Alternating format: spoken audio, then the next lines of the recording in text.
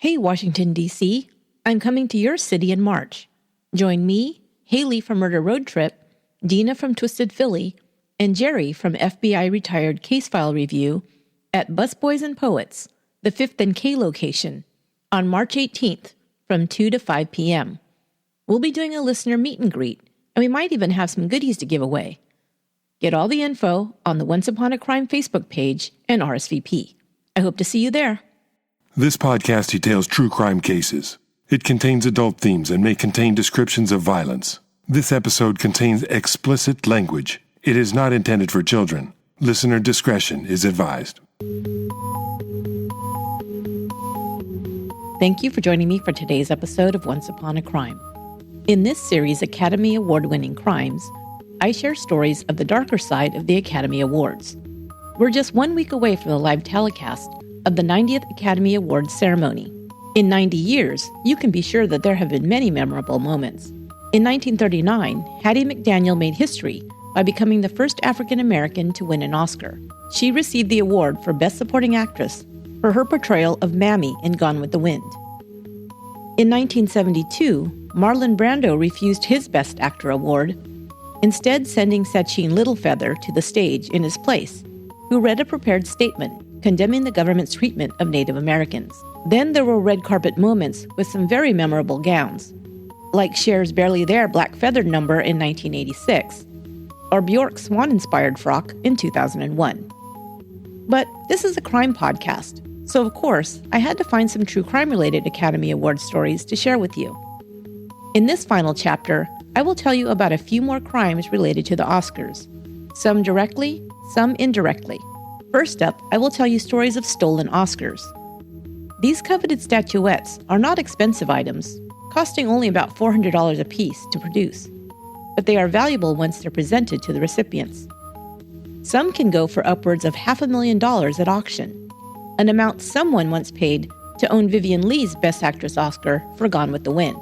The highest amount ever paid for an Oscar was $1,542,500, when David O. Selznick's Best Director Oscar for Gone with the Wind was purchased by Michael Jackson in 1999. I'll tell you about some of the more interesting and bizarre of these stolen Oscar stories. As well, I've still got a couple of Oscar-related murders to share with you that you might not have heard of before. This is Chapter 4, Stolen Oscars, Streakers, and Deadly Deeds. I'd like to thank our sponsor, Bissell Bark Bath. A couple of weeks ago, Bissell sent me their new bark bath, and let me tell you, it has saved me time and strain on my back. Thanks, Bissell. Have you ever tried to bathe your dog outside when it's winter? If you have, then you're a monster. Just kidding. Your dogs are probably the cool, rugged kind, but mine, they're the soft, pampered kind of pet. One of them won't even set foot outside if there's a light drizzle, but to bathe them inside can be such a mess. The Bissell Bark Bath allows you to bathe your pet with virtually no mess. It's an all-in-one system that can be used in any area of the house with minimal mess. You put their no-rinse shampoo in the machine's tank, and the specially designed nozzle gets beneath the fur, no matter what length, and down to the skin, where stink is found, to allow water and shampoo to wash the skin clean, while a soft suction pulls dirt and water away into a separate dirty water tank, and it uses less than 48 ounces of water to clean pets up to 80 pounds. Compare that with traditional tub bathing, which can use up to 19 gallons of water. Finally, I don't have to drag my dogs into the tub. It's uncomfortable on the back and so messy. I can use my bark bath in virtually any room of my house. Zoe got used to it right away. She's a boxer mix and weighs about 60 pounds. She's also a nervous Nellie who doesn't like anything new, and many things make her anxious. So not having to wrangle her into a tub is a big plus. Using the bark bath in my kitchen, I can position myself right next to her as I run the nozzle over her coat, almost like brushing her, and she loves that. It was a great experience, super easy to set up and use as well. To check out Bark Bath for yourself, go to bissell.com/once, and if you use the offer code ONCE at checkout, you'll also receive 2 bottles of free no-rinse shampoo with your order. That's BISSELL.com/once. And use the offer code ONCE at checkout. And thanks for supporting the show. If you've ever watched the Academy Awards, It can be exciting, inspiring, and sometimes touching to see the winners receive their gold statuettes. Some raise it high over their heads, or make a statement like, "This is for you, Mom," and some even kiss it. So it might surprise you to know that many Academy Award winners have eventually misplaced, meaning lost, their Oscars. Angelina Jolie won the Oscar for Best Supporting Actress in Girl Interrupted in 2000. She decided to honor her mother, Marceline Bertrand, by giving her the statuette. Bertrand died in 2007, and it's believed that it was packed up with the rest of her belongings after her death. Jolie says that it's, quote, not actually lost. It's just that no one knows exactly where it is right now. Isn't that what lost means? Marlon Brando lost not one, but 2 of his Oscars. "I don't know what happened to the Oscar they gave me for On the Waterfront," he wrote in his autobiography. "Somewhere in the passage of time, it disappeared." He also doesn't know what happened to the Oscar that he had Miss Littlefeather accept for him, as I mentioned in the intro. If he ever received it, he said, he doesn't know what he did with it. Colin Firth may or may not have left his Oscar in a bathroom stall. You've probably seen the photos of the winners taking their statuettes with them to make the rounds at the Oscar after-parties. Firth, a bathroom attendant reported, left his Oscar sitting on top of a toilet tank. Perhaps he had had a few martinis and it just slipped his mind. Who hasn't been there? However, Firth and his representative both say this never happened. You have to decide who you believe. It's a funny story anyway. But in total, at least 70 Oscars have been stolen from their recipients since 1929, when the first prizes were awarded. Here are a few of the more interesting stories. Before Olympia Dukakis won Best Supporting Actress for Moonstruck in 1988, she was a struggling stage actress for many years. At the age of 56, Moonstruck was her big break, and she totally killed it, playing opposite Cher as her mother, Rose Castorini. On a personal note, Moonstruck is one of my favorite movies of all time. Every actor in that movie is so perfect, and it's just a wonderful, simple story with a great heart. Anyway, Dukakis says her life totally changed after winning the Oscar.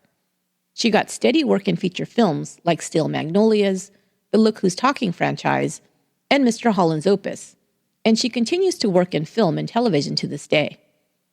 So when she returned home on May 19, 1989, and found it gone, she was understandably upset. She kept the statuette in the kitchen of her home in Montclair, New Jersey. A burglar had broken in and taken it. It was the only thing missing from the home. The plaque with her name inscribed on it had been unscrewed from the base and left behind. Her son received a call in the days that followed, offering to sell the Oscar back.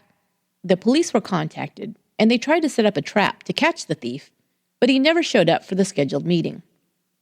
The statuette was never found. However, Olympia called the Academy to ask if she could get a replacement. Yes, she could, they told her, for $78. She paid for the replacement. The next one was not technically stolen, but it's such a touching story that I had to share it. Lyle Wheeler was an Academy Award-winning art director who worked on many films, including Gone with the Wind, The King and I, and The Diary of Anne Frank. Over the years, he won a total of 5 Oscars for his work. But by 1986, he had fallen on hard times and lost his home. He ended up putting many of his possessions in a storage facility. Later that year, the items in the storage unit were auctioned off when he was unable to pay the bill. A couple in California purchased some of the boxes at the auction for $20 each. Inside one of the boxes, they found the 5 Oscars. They contacted a memorabilia expert in Hollywood to put them up for sale. Wheeler's family found out about this and contacted the couple begging them to return the Oscars to Lyle Wheeler. However, they refused to do so and proceeded to put them up for auction. The Oscar that he won for his work on The Diary of Anne Frank sold for over $20,000. The man who purchased it, William Kaiser, had used his life savings to buy it in order to return it to Wheeler. Wheeler was reunited with his Oscar at a ceremony held at the Roosevelt Hotel, which was the original location of the first Academy Award ceremony. Wheeler was very grateful and cried upon seeing it again. He died the following year. Whoopi Goldberg was awarded the Best Supporting Actress award for her role in the movie Ghost in 1991. In 2002, she shipped the statuette back to the Academy to have it cleaned and replated. The Academy, in turn, sent it off to the Chicago firm, R.S. Owens, the company who makes the statuettes, for repair. However, when the box arrived in Chicago, it was empty. Apparently, on its way through the Ontario, California airport, as it was being shipped, someone opened up the box and removed the Oscar before resealing it and sending it on its way. The thief must have had second thoughts about either keeping it or selling it, because soon afterwards, a security guard found it in an airport garbage can. After it was returned to her, uncleaned, Whoopi Goldberg said, "Oscar will never leave my house again." Then there was the Oscar stolen for revenge. A special Academy Award was presented to child actor Margaret O'Brien in 1945 when she was 7 years old. In 1954, the O'Brien's housekeeper took the Oscar and 2 other awards home with her to polish, which she had often done. But the housekeeper did not return to work for the O'Briens for some reason. Margaret's mother then called and fired her. The housekeeper did not return the Oscar, and the family didn't realize it was missing. Shortly thereafter, Mrs. O'Brien died, and it was only after her mother's death that Margaret realized her awards were missing. She called the housekeeper's phone number to track them down, but the phone number was no longer in service. The family then surmised that the housekeeper certainly knew she should have returned the awards, but as she had been fired by Mrs. O'Brien, she probably kept it out of spite. Fast forward to 40 years later. A man searching for sports memorabilia at a Pasadena, California flea market saw the statuette for sale. He and a friend purchased it for $500, planning to resell it at an upcoming memorabilia auction. The Academy somehow found out about the auction and contacted the 2 gentlemen who had found it, asking for it to be returned to O'Brien. They were happy to do so. They didn't want any money in return, but instead simply requested that a photo be taken of them handing the Oscar over to the actress. They said it would give them bragging rights to have presented an Oscar. They were given their request. As well, the Academy rewarded them each with 2 tickets to the next Academy Awards ceremony. Finally, in 2000, an entire shipment of Oscar statuettes went missing. On March 2, 2000, 55 Oscars were en route to the Academy in Beverly Hills. The pallet of gold-plated statues held 10 packing cases weighing a total of 500 pounds. At 3 a.m., they arrived at the Roadway Express terminal in Bell, California, where they were to be loaded onto a truck for delivery later that morning. But someone working on the docks noticed the tag on the pallet that marked it as designated for the Motion Picture Academy. It must have been too tempting to resist, so some person or persons opened up one of the boxes. Workers then allegedly took pictures of themselves holding the Oscars. It's unknown whether it was either a mistake or deliberate, but the pellet was then loaded onto a truck, heading not to Beverly Hills, but to Hawthorne, California.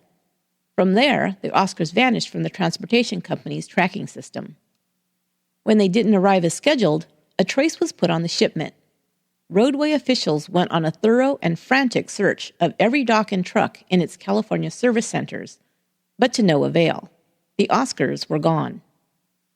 5 days after they disappeared, the Academy officials were informed that the Oscars could not be found. It was only 13 days until the 72nd annual awards ceremony. A rush order was placed to R.S. Owens and Company to mold and cast 55 more Oscar statuettes. It was very unlikely they could be completed in time. Nevertheless, they had to try. 20 factory workers worked around the clock for several days to try and complete the order in time. But a few days later, 61-year-old Willie Fulgier, a down-on-his-luck Los Angeles resident who eked out a living scrounging for junk to sell, jumped into a dumpster behind a Food for Less supermarket and began opening boxes to see if there was anything of value. Well, he must have felt like Charlie Bucket when he found the golden ticket in the Willy Wonka bar because, within moments, he caught the glint of something shiny and metallic. Gold. He saw a little gold man, and then dozens of little gold men, most still in their cases. They were in and around the dumpster. He thought at first they were cheap replicas, toys, of Oscar statuettes. But when he lifted one, it was heavy.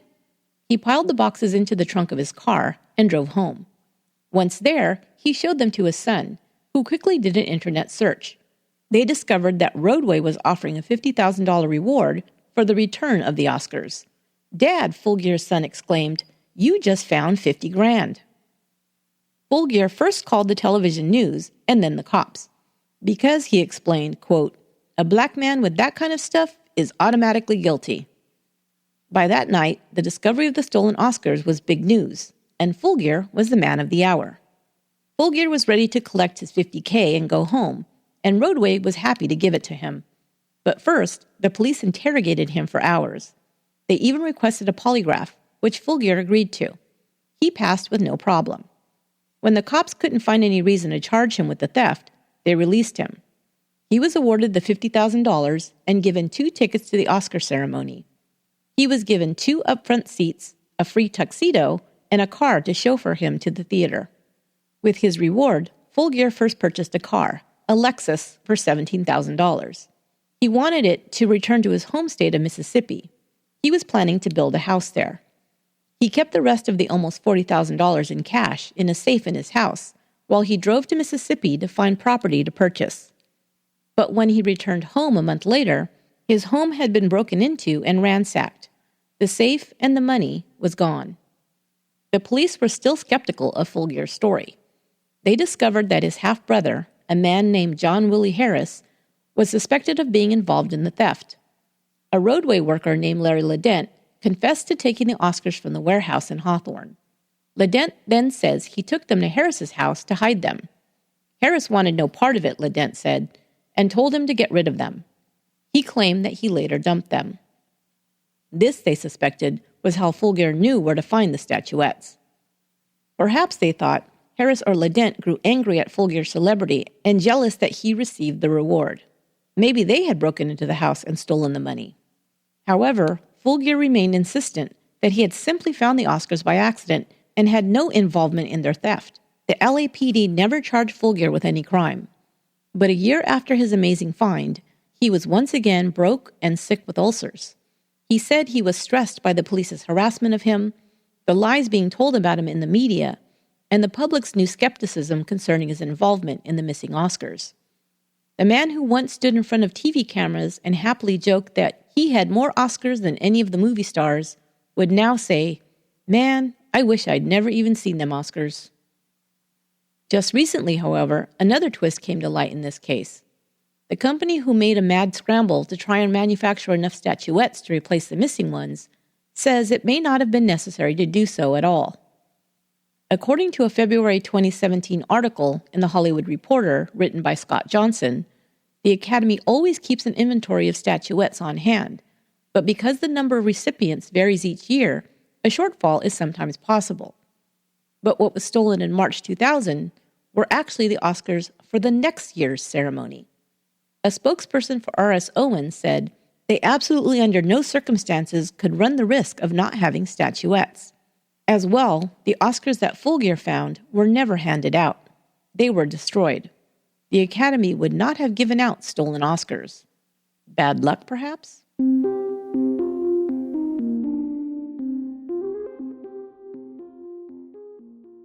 Some memorable events have happened at the Oscars due to it being a live telecast. Who can forget Jennifer Lawrence falling on the steps on her way to the stage to accept her award in 2013? Or John Travolta's seriously mangling of Idina Menzel's name in 2015? Adele Dazeem? And most recently, and the biggest gaffe of all, has to be the world-class screw-up that happened just last year when La La Land was announced as the winner of the Best Picture Oscar and moments later had to be corrected. The real winner was Moonlight. But whenever memorable moments from the Oscars are being discussed or written about, invariably the 1974 Academy Award streaker is mentioned. Robert Oppel, a freelance photographer posing as a journalist, made his way into the auditorium through a maze of hallways and curtains and stripped off all his clothes. Still undetected, he took to the stage completely naked. Exit stage right, as Snagglepuss would say. You youngsters, just Google it. And could be seen by millions of viewers as he ran behind presenter David Niven. He wore nothing but a wristwatch and flashed a peace sign for the audience. Niven, being English and so unflappable under pressure, is that a stereotype? Probably, but at least it's a positive one, quickly and coolly remarked, "Well, ladies and gentlemen, that was almost bound to happen." But isn't it fascinating to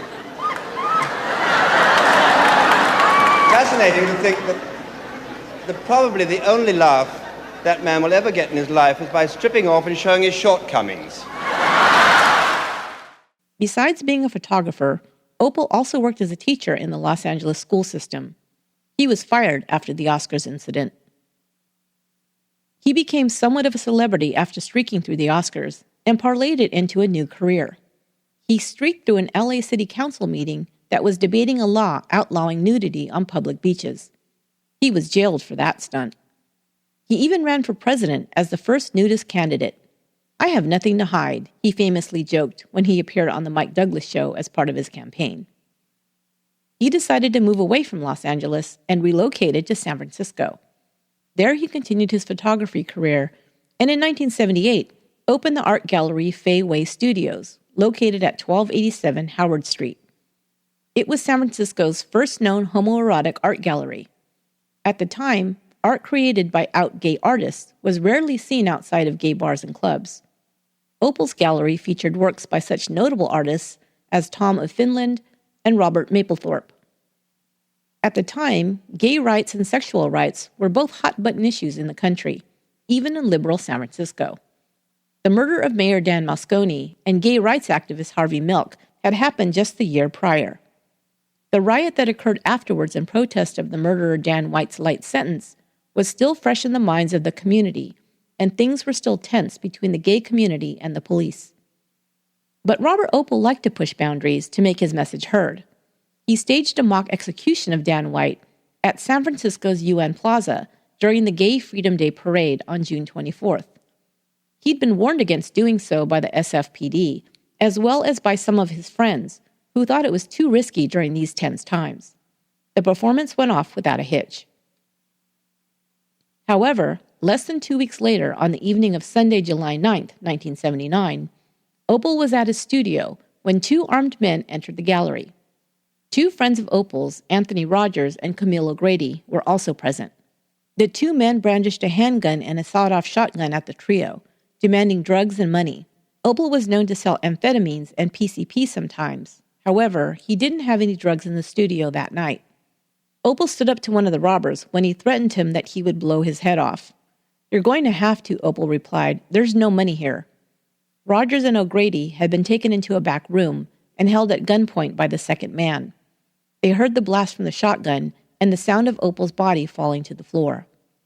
The robbers soon fled, taking only a camera and $5 cash with them. Oppel's friends found him dead, a bullet in his head. Camille O'Grady was also an artist and drew a sketch of the robbers to give to police. The men were soon caught. They were identified as Maurice J. Keenan and Robert Kelly. They were arrested on July 10th. While he awaited trial on the murder charge, Keenan escaped from jail 3 separate times. He was found and returned each time. He was convicted of murder and given the death sentence, but it was overturned on appeal in 2000. He was then sentenced to life in prison. His accomplice, Robert Kelly, was also given a life sentence. In 2014, art curator Rick Castro and Oppel's nephew, Robert Oppel, with 2 P's, Oppel had changed the spelling of his name so as not to upset his very conservative Pennsylvania family, opened an exhibition titled Robert Oppel, The Resurrection of Fay Way Studios, at a gallery in Hollywood. It featured original artworks, posters, and memorabilia from the original Fay Way Studios. Oppel's nephew also directed a documentary titled Uncle Bob about the life and death of Robert Oppel. It features interviews with John Waters, Divine, and other San Francisco-based friends and celebrities who knew Oppel during his time in the city and when he was the curator of Fay Way Studios.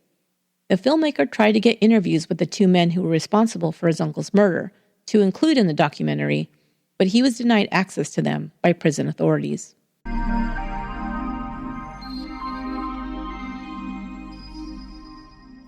Finally, we come to the story of the Oscar-winning songwriter whose son was accused of a terrible crime, the murder of a young fashion designer. He himself would face his own serious charges at the same time his son was on trial for murder. Sylvie Cachay was brought up in a well-to-do neighborhood in McLean, Virginia. Her father was a surgeon and her mother was an artist. They had immigrated to the U.S. from Peru and taught their daughter that even though she was the daughter of privilege, she should work hard to make her dreams come true, like they had done. Sylvie was ambitious and hardworking. She wanted to be a fashion designer, and her goal had always been to eventually have her own clothing line. She did well in school and then went on to college to study fashion design. Right out of college, she was hired as an intern for designer Marc Jacobs' company. Her combination of talent, hard work, and enthusiasm helped her rise through the ranks quickly. She was then hired by Tommy Hilfiger before landing at Victoria's Secret. It was there that she began designing swimwear.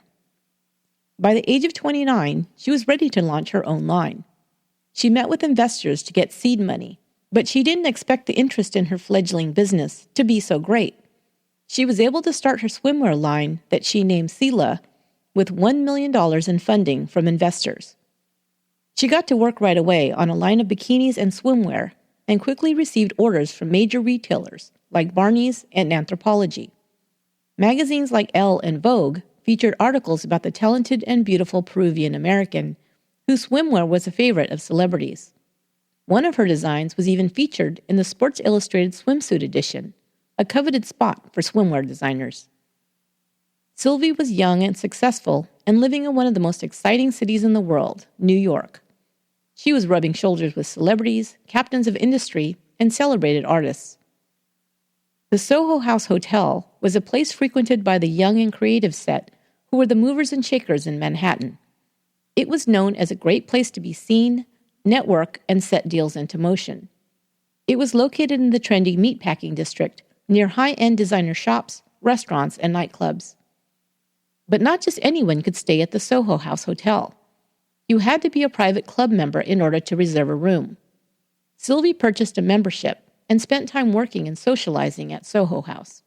She began dating one of her photographers, and they became engaged. Everything was going wonderfully for her, until the recession hit in 2008. Seemingly overnight, clients began canceling their orders. Many businesses began to close their doors, and Sylvie was left with a large amount of inventory left unsold. Because she no longer had the orders to show investors, they began to back out. She lost her business and fell into a depression. Her relationship fell apart, and she and her fiancé broke up. Sylvie rarely left the small apartment she had been forced to move into. Friends and family tried to get her to cheer up and get out more, but she holed up alone for almost a year. The only bright spot in her life at that time were her two little dogs, Lola and Pepper. Sylvie longed for marriage and a family, but for now, her two dogs were her children. Finally, she knew she had to get moving again and began applying for jobs. She was hired as a designer for Ann Cole Swimwear. She was 32 years old and felt like she was starting over. Her life now solely consisted of work and her dogs. Friends kept trying to encourage her to go out and have fun, but she would put them off, preferring to stay home snuggling with Lola and Pepper. She was on medication for depression and anxiety and took prescription pills to help her sleep as well. In the spring of 2010, she finally agreed to attend a party with a friend. It was there that she met 23-year-old Nicholas Brooks. Brooks was almost 10 years her junior. He was nice-looking and charming, but Sylvie probably wouldn't have paid as much attention to the younger man until he told her he might be interested in investing in her. Sylvie's goal was still to relaunch Sila. When Brooks asked her about herself, she told him she was a designer and that she was looking for investors for the relaunch of her swimwear line. Brooks, I'm sure, was attracted to the beautiful Sylvie. But what he told her was not just a line to get her to keep talking to him. He actually did come from a wealthy family and was what is sometimes called a trust fund baby. Nicholas Brooks' father was Joseph Brooks, an award-winning songwriter. In 1978, he won the Academy Award for the Best Original Song, You Light Up My Life. Brooks not only wrote the song that would become a #1 hit for singer Debbie Boone in 1977, but he also wrote and directed the movie by the same name. The movie and song were hugely popular. Joseph Brooks became wealthy off of song royalties. He'd written several hit songs, including theme songs for major motion pictures and advertising jingles. His son Nicholas and daughter Amanda were heirs to his fortune, and had grown up wealthy and privileged. Now Nicholas told Sylvie that he had money to invest and also connections to other wealthy people who might be potential investors as well. Sylvie gave him her card and told him to contact her to talk about it. The next day, Nicholas called and they made plans to get together. Sylvie told him rather than going out to dinner, perhaps they could just go for a walk. Guys, when a girl says, let's just take a walk, it means, I'm trying to keep this casual, I'm not that into you. You're welcome. Sylvie brought her dogs along. However, just as they began walking, one of her dogs, Pepper, ran off into the street and was struck by a car. Sylvie was panicked, and Nicholas sprang into action. He scooped up the injured dog and hailed a cab, directing it to take them to the nearest emergency vet. Sylvie was beside herself. Nicholas waited with her, comforting her while the vet tried to save Pepper. But it was no use. Sylvie was devastated. Sylvie's friends would later say that it was because Nicholas was there in her hour of need that she continued to see him. They wondered if she would have become so attached to him if they had not shared that terrible day together. In any case, Sylvie and Nicholas became a couple, and by the beginning of that summer, Nicholas was staying at Sylvie's apartment more often than at his own place. Nicholas shared his life story with his new girlfriend. He told her that while he grew up wealthy, his father was harsh and abusive to him since he was just a little boy. His father was also cruel to his mother and sister. Joseph Brooks expected his family to obey him completely, or else he would become physically violent.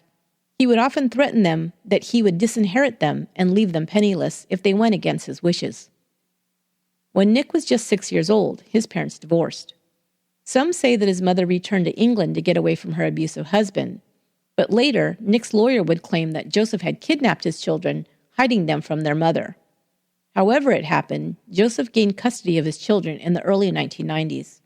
He forbid his children from speaking to or even mentioning their mother, or once again, he threatened them with physical punishment and disinheritance.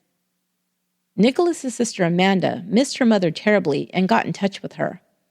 When her father found out, he kicked her out of the house, and Amanda went to live with her mother. Nicholas was left alone with Joseph. Joseph told his son that he would cut him off from any financial support if he ever saw his mother or sister again. He was only 7 years old. He did not see them again for 14 years. Hearing how terrible Nick's young life was, Sylvia's heart went out to him. She was always a nurturer and thought she could help him by giving him the love and affection he'd been deprived of. Nicholas did finally get back in touch with his mother and sister, just a couple of years before he met Sylvie. He eventually confessed to his father that he had been reunited with them. Joseph was furious. He cut off most of the money Nicholas had access to and took away his credit cards. He left Nicholas with just a small allowance that he doled out each month. When Nicholas met Sylvie, he was pretty close to being broke and obviously didn't have any money to invest in her business. But by that time, Sylvie thought she was in love, and that no longer mattered to her. She'd find another way to fund her business. She was sure of it.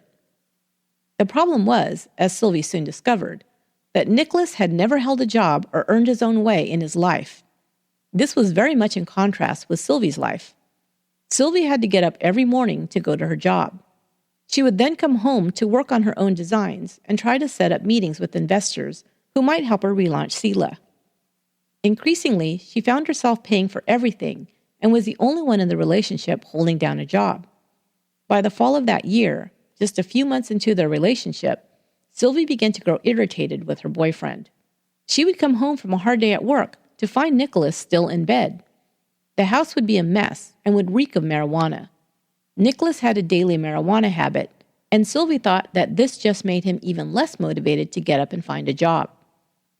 It was fairly obvious that Sylvie was trying to give her boyfriend a chance, but was getting more frustrated with him as the days and weeks went on. Later, a list of expectations she wrote out for Nick was found. The list ticked off several requirements that Sylvie laid out for her unmotivated boyfriend, including get a job, clean up after yourself, cut down on smoking pot and random, quote, over-drinking and drug use, open the blinds during the daytime hours, get out of bed before 10 a.m., and stick to the things you say you will do.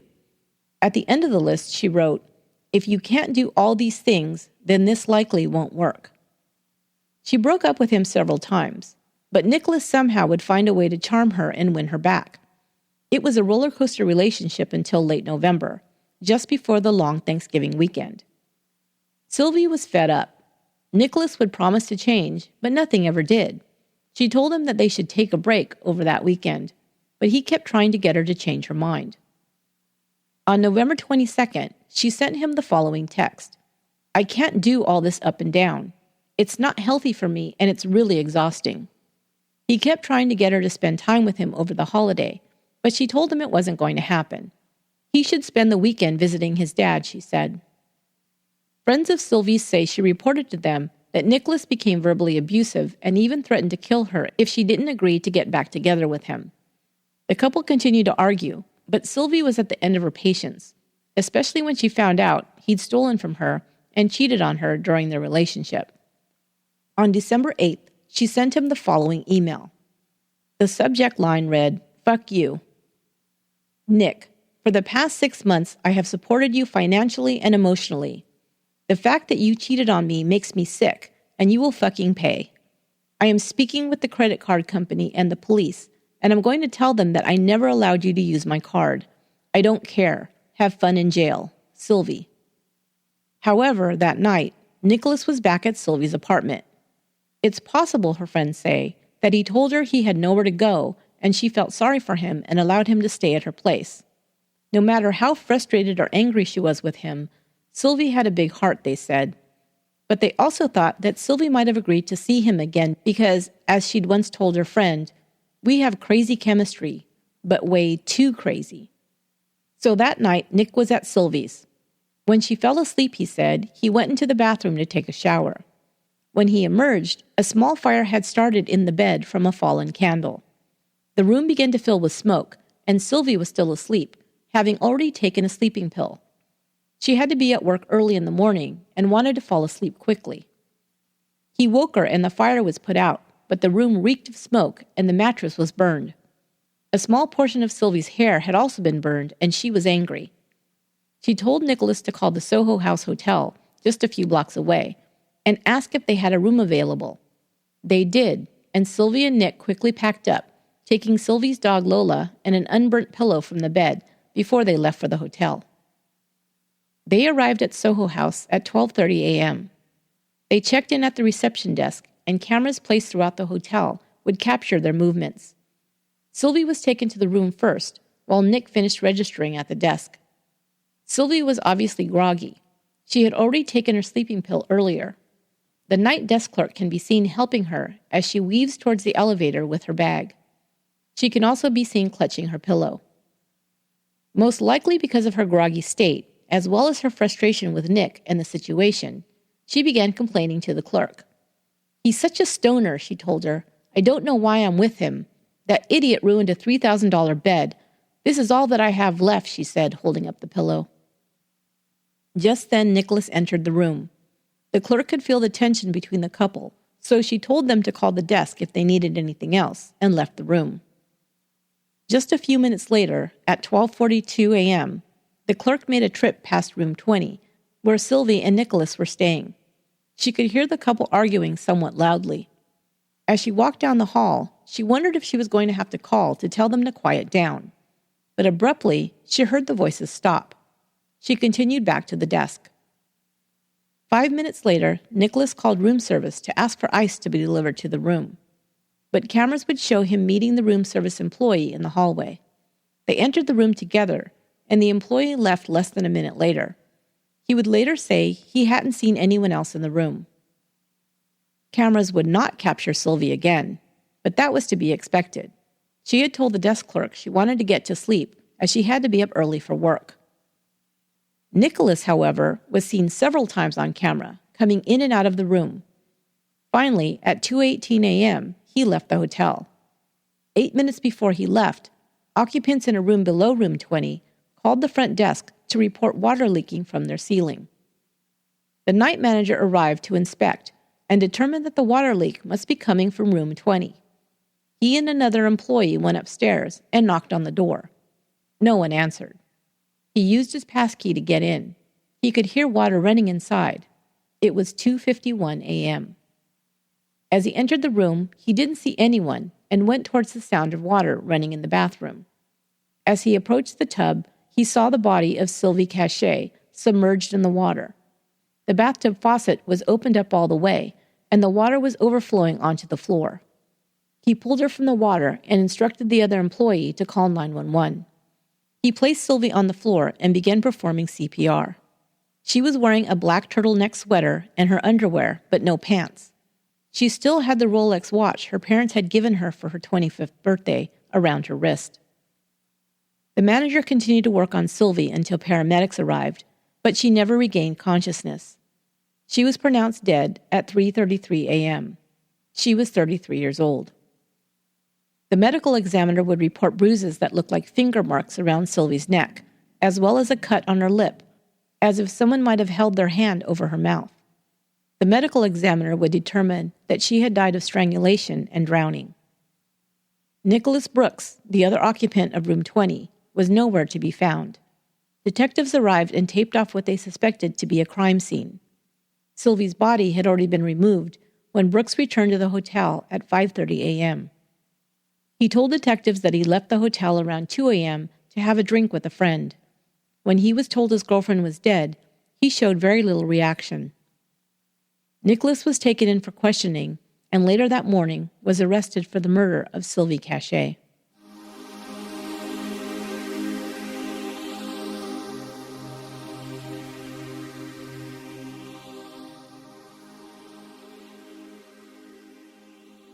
Nicholas Brooks was tried in Manhattan Superior Court. He never confessed to the murder and claimed that Sylvie must have drowned accidentally after taking too many sleeping pills. But the prosecution would say if she had planned to take a bath, why was she still clothed in her sweater and still wearing an expensive watch? Sylvie's family would report that she never took baths. They said she hated even the idea of taking a bath, thinking they were unsanitary. And an accident didn't explain the bruises around her neck or her cut lip. Brooks also claimed that he had not gone anywhere near the bathtub, but his DNA, mixed with Sylvie's, was found on the rim of the tub. He also claimed that Sylvie told him she was going to take a bath before he left the room, and she was still clothed when he left. But the call about the leaking water was made 8 minutes before Brooks was seen on camera leaving the room. The water had to be turned on before he left, most likely when he was trying to stage a scene to make it look like an accidental drowning. He was convicted of second-degree murder and given 25 years to life.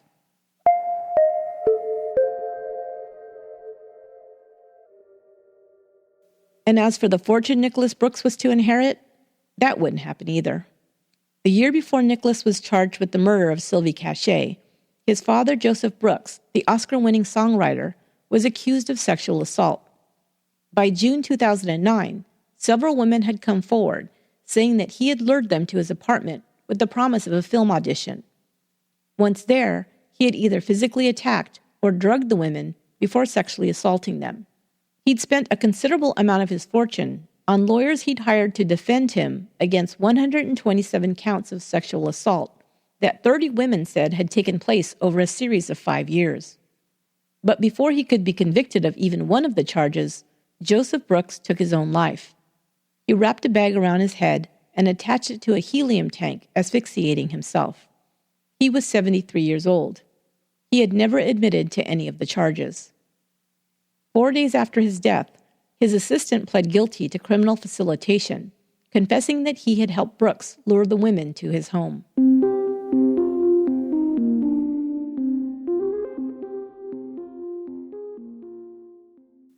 It's very possible that the following scenario took place in room 20 of the Soho House Hotel on the night Sylvie Cachay died.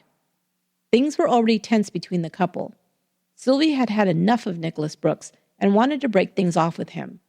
She was angry with him for spending her money, laying around her house all day, and the final straw was that she probably blamed him for the fire in her apartment. She remarked to the desk clerk that he was, quote, such a stoner. Maybe she believed the fire started when he was smoking in or near the bed before she woke up to her bed in flames. Once they got to the hotel room, he might have said or done something that infuriated her further.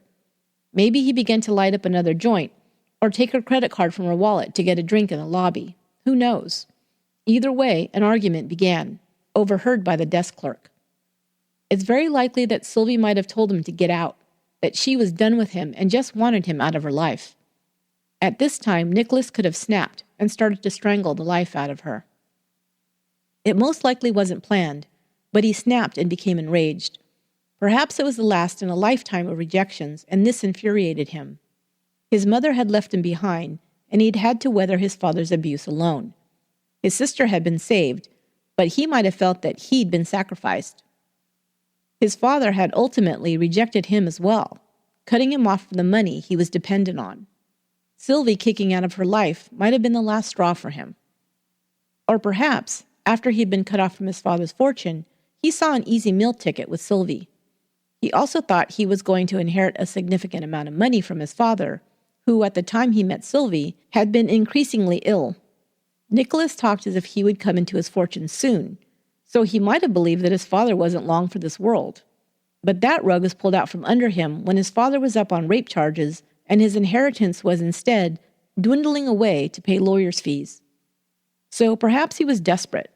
This boy man who'd never learned to provide for himself and had no motivation to work or, quote, be productive, as Sylvie had listed as a requirement for him to remain in her life. So instead of putting any effort into his own life or relationship, he took the life of a beautiful, young, talented woman who had tried to love and help him. It was a sad and senseless end to a beautiful and promising life.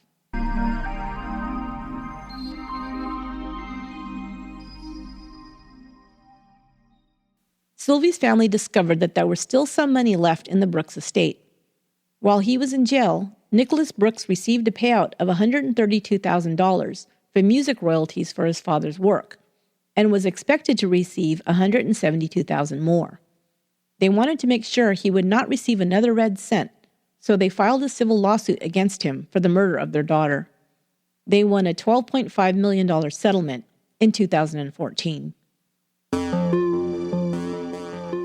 That will do it for this episode of Once Upon a Crime, and for this series. The Academy Awards will air Sunday, March 4th at 5 p.m. Pacific. If you like, you can go to our Facebook page to cast a vote for your favorite movies, actors, and directors. And don't forget, you have one more week to enter the drawing for a pair of Studio Sweden headphones. You can check out all of Studio Sweden's products at studio.com. To enter the drawing, simply send a screenshot showing you're subscribed to Once Upon a Crime. Email it to esther@truecrimepodcast.com. That's ESTHER. The winner will be announced on the March 6th episode. Good luck! Once Upon a Crime is written, produced, and edited by me, Esther Ludlow. Our marketing social media assistant is Nancy Chen, and our administrative assistant is Lorena Garcia. Until next time, be good to one another.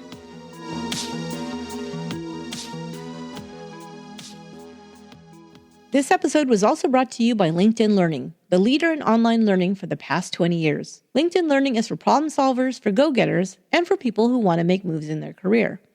Maybe you want to design a website, boost your critical thinking skills, or inspire your creativity. Everything you need to achieve more is on LinkedIn Learning. Whether you shoot photos on your phone or DSLR, LinkedIn Learning can improve your photography skills. Courses range from basics like composition and exposure to intermediate tutorials on portraits and landscape photography. They also offer the series DIY Photographer, where you'll learn how to enhance your shots using items around the house. And guess what? They even have courses on podcasting. So if you've ever been curious about how this sausage is made, or are inspired to create a podcast of your own, you can get started by signing up for a LinkedIn Learning membership. Even I, a very professional podcaster, found things to learn about podcasting. Yeah, so very professional. Get over yourself, Esther.